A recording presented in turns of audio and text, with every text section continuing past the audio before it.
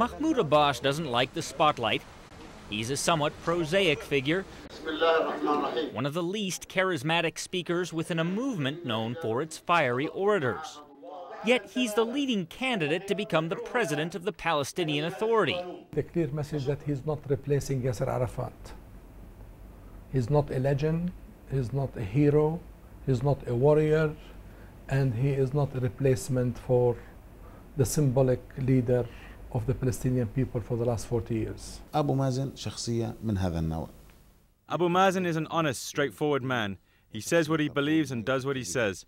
Maybe that's not ideal for a leader, but in these circumstances, it's precisely what we need. Yasser Arafat's Ramallah tomb still hosts a steady stream of mourners. His legacy casts a long shadow over any successor. Yasser Arafat had an address. He became known as the man who refused to leave this compound for 3 years. To Palestinians, that symbolized defiance. And Mahmoud Abbas now has to strike a balance between that defiance and the pragmatism needed to end the political deadlock. A balance that cannot deviate too far from Arafat's footsteps. In a recent speech, he promised to remain steadfast in support of Arafat's dreams. But Arafat's other legacy is the tattered political movement he left behind.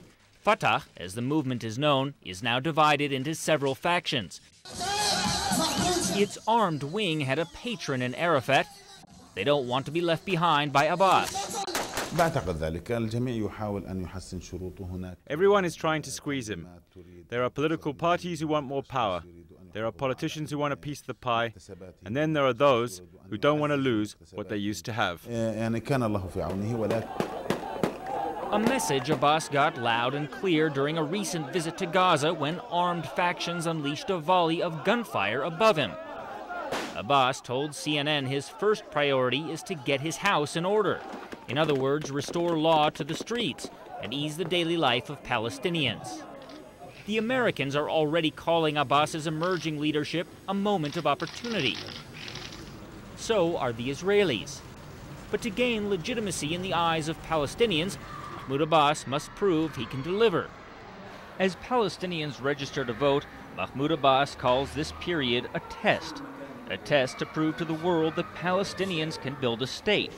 The presidency isn't a job Mahmoud Abbas really wanted, but he also knows, at least for now, he doesn't have much of a choice. Guy Raz, CNN, Ramallah.